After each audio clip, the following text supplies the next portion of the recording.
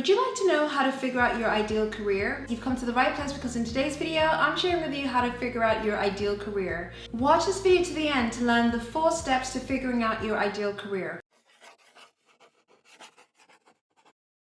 Hi, I'm Jo Randolph and I'm a branding consultant who helps women become experts and leaders in the field they care about most. On this channel, I share with you how to get the job you want and become a leader and expert in your field so your career is something you love and supports the life you want.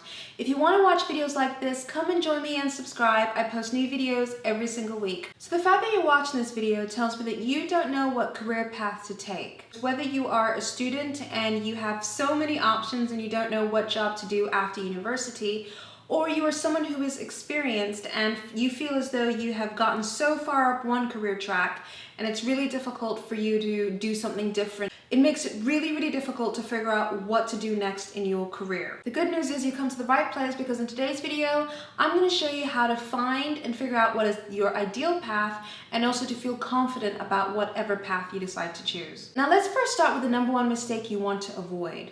Now, what has kept a lot of people stuck is feeling like they need to know what they really want to do with their career. So, for example, you might have seen other people that are really, really passionate about something and that have always wanted to do this, whether they've always wanted to be a doctor, always wanted to be an athlete, and you haven't had anything that really calls you, anything that really speaks to you. But here's the thing, my friends. When you're choosing a career, it's not the way that you imagine. It's not like there are different paths and you just have to choose one path for you to go down and that's it. In fact, what I invite you to consider and to see is that often what we want for our careers and actually what we want for our lives in general changes as we grow. Imagine what you were like when you were 5 years old. Think about what you wanted to do when you were 5 years old. When I was 5 years old, I think I wanted to be a Power Ranger. Obviously, now that I am much older and I've grown up, I obviously no longer want to be a Power Ranger.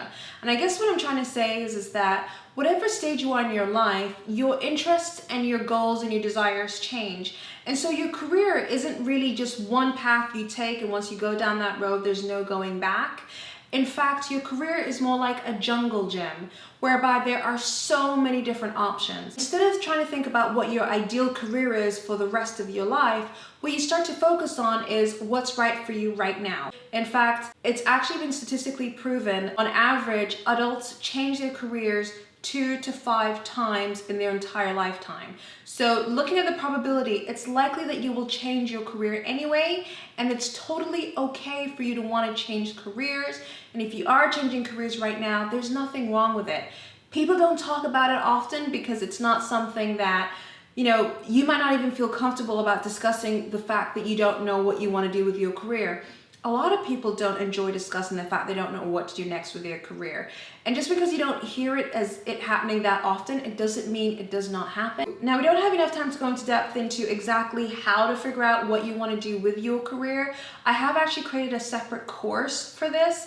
If you want to find out more about this course, simply click on the link in the description box below. But for now, let's talk about the key things you need to do to figure out your ideal career. The first thing is try and shorten the period to the next 3 years or to the next 5 years. What do you want to be doing with your career in the next 3 to 5 years? Because if you see yourself wanting to do something for the next 3 to 5 years, then it's long enough that the career transition is worth it, but it's also short enough that you don't have to feel like you want to be doing this role or you want to be doing this thing for the next 10 or 20 years. So first, shorten it and think, what do I want to be doing for the next 3 to 5 years? The second step is to then think about what is perfect for you right now. A job that is perfect for you right now is a role that allows you to do daily activities that you really, really enjoy or you believe you'll enjoy most right now in this moment. So for example, if you really enjoy teaching or you really enjoy maths or you really enjoy problem solving,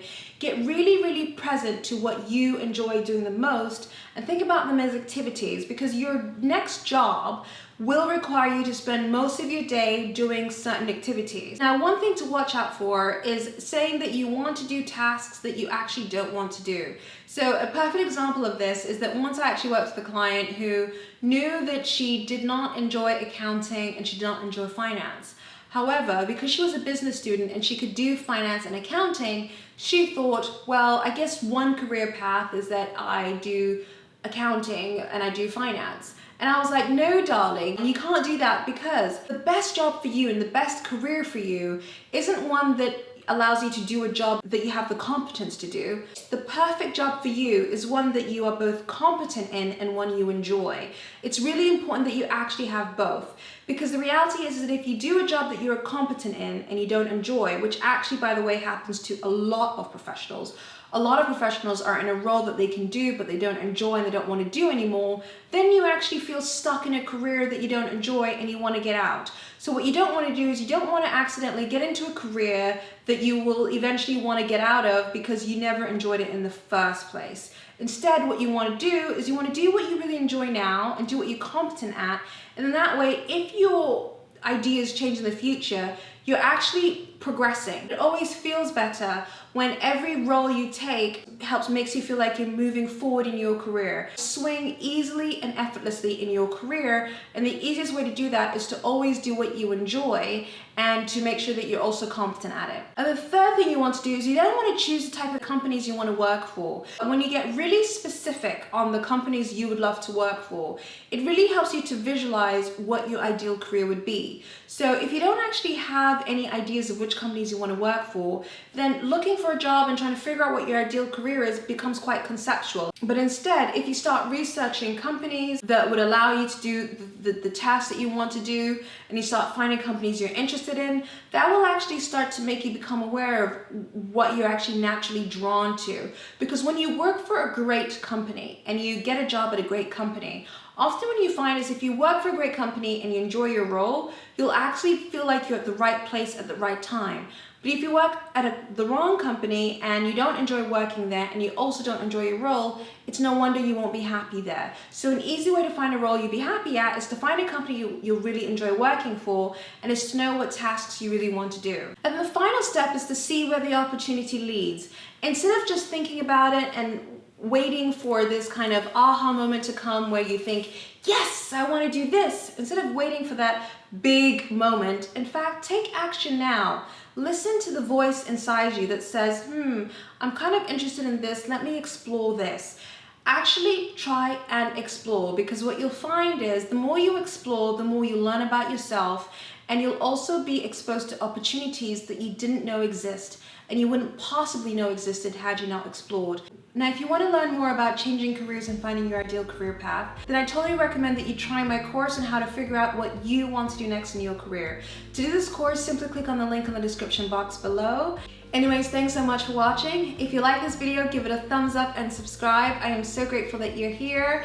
And before I go, I would love to know, what are you thinking about doing next in your career? Let me know by leaving a comment in the box below. Anyways, I'll see you soon. All right, bye.